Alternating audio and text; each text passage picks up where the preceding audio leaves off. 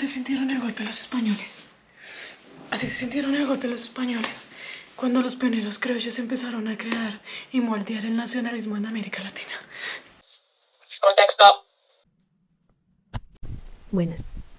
Vea, le quiero contar que los estados americanos de finales del siglo XVIII y comienzos del XIX han sido un tema de mucho interés, pero también han sido un tema muy controversial, porque este tema viene ahí como enlazadito al surgimiento del nacionalismo europeo, pero también está enlazado a Brasil, está enlazado a colonias antiguas de España, también a Estados Unidos, los cuales después pasaron a ser estados criollos, lo cual dio origen a los insurgentes criollos y lo cual derivó en puntos muy controversiales de las luchas iniciales de la liberación nacional.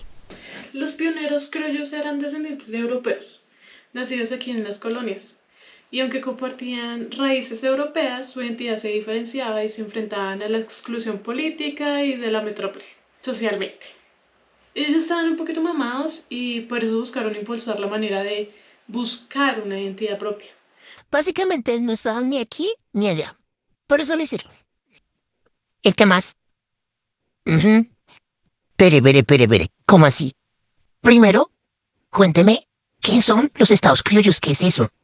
¿Cómo así que esta gente estaba peleando contra los mismos de ellos? ¿Cómo así? ¿Qué son los insurgentes criollos? ¿Qué es esa vaina? Cuénteme. No, pues espere que le vamos a contar todo eso. Oye, ¿usted por qué está grabando así? Porque eso se ve así. Oiga, ¿qué le importa? Ponga cuidado que este tema está bien interesante.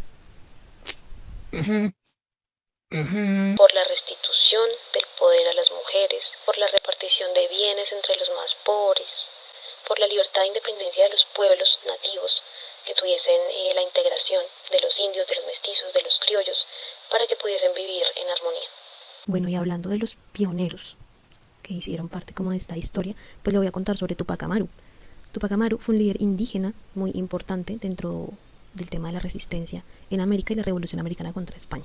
Este señor fue todo un personaje muy importante dentro de la resistencia de América porque este hombre se dedicó a abolir la esclavitud, luchó mucho por la repartición de los territorios ancestrales. Y por otro lado tenemos a Toussaint Louverture, que fue un criollo haitiano y que fue el más importante dirigente dentro de la revolución de Haití. Fue un militar y fue un político, y uno de los puntos clave y más importantes fue que sentó las bases para abolir la esclavitud, o sea, la más importante, y que por ende pues dio paso a que se aboliera la esclavitud en todo el mundo, o sea, un tipazo. Oiga, pero vea que hay una pregunta bien importante que surgió ahí como a partir de lo que les estamos contando, y es que ¿por qué las comunidades criollas empezaron a organizarse a una edad tan temprana respecto a la nacionalidad, tan temprana como a diferencia del Estado europeo? ¿Por qué? Pues porque todo no gira a Europa, mi amor, ubícate. Este tipo de situaciones pues generaron también como temor frente a las movilizaciones políticas de clase baja, que en este caso pues estaba generada por los indios y por esclavos negros. Estos son dos temas bien importantes que vamos a tener ahí presentes. Por otro lado, también es importante entender que con el surgimiento del nacionalismo se dio también una especie de bautismo con las clases bajas.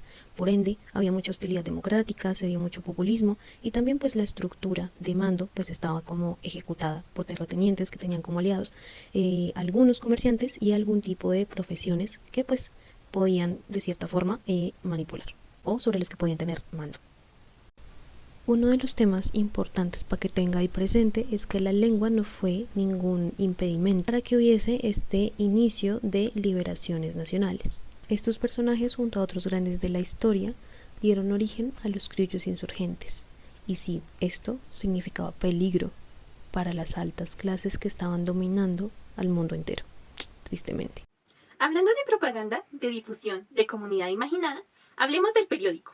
Y cómo la imprenta, que al principio estaba en poder de la iglesia y la corona, pasó a informar acerca del comercio. Y, parce, ¿eso también fue un dilema para los criollos? Pues le cuento que sí.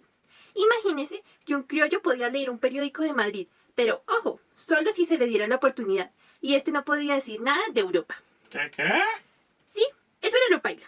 Aunque las ciudades podían conocer la existencia de las otras, no había una correcta o completa difusión, ya que se creó una comunidad o un sentimiento de provincialismo frente a este. No entiendo. Ay. Es decir, un criollo mexicano podía enterarse de las noticias de Buenos Aires. Sí, pero no lo hacía por un periódico de Buenos Aires, lo hacía por uno mexicano. Se creó una cierta identidad o apropiación de la imprenta dependiendo del lugar. No entiendo. Tipo, yo solo leo periódicos de mi ciudad y ya. Los hechos que pasaban en otro lugar no eran míos. Ya era parte de, así estuviéramos en un mismo territorio. Ok. Oiga, y para rematar, como si no fuera suficiente con todo lo que estaba sucediendo con la esclavitud en ese entonces, el rey de España, Carlos IV, instauró en 1789 la ley para la esclavitud. Imagínese eso, tan horrible. Esta ley estaba inspirada en el Código Negro, que fue un código que instauró un monarca francés y que por su nombre pues solamente aplicaba para las personas con este color de piel. O sea, eran las únicas que podían ser esclavizadas. Este código contaba con alrededor de 60 artículos y en estos se indicaban los juicios y castigos que tenía una persona que no cumplía con las órdenes o parámetros que pues regían en ese entonces. Demasiado terrible y para pensar, amigos, que son cosas que aún a este día pues se siguen implementando en nuestras sociedades. Así que ojo con eso, manitos y manitas. ¿Cómo crees tu merced que eso se puede ver reflejado en la sociedad hoy? Número 1. La identidad nacional. La identidad nacional, que en muchos países latinoamericanos tiene profundas raíces en las aspiraciones criollas, en las tradiciones, símbolos, valores que se asignaron en esta época y aún resonan en las culturas políticas actuales. Venga, y hablando como de tradiciones. ¿Está haciendo como sexy o qué? Pero ¿cómo se que van a empezar la escuela? Dios mío, hombre. ¿Usted qué hace acá? Salud, pues, hombre. Salud. Señor. Número 2. El liderazgo y las élites. Los criollos que lideraban en los movimientos de independencia a menudo se convertían en la nueva élite gobernante y su influencia modelo de las estructuras y políticas sociales modernas. ¿Y usted qué está haciendo por allá?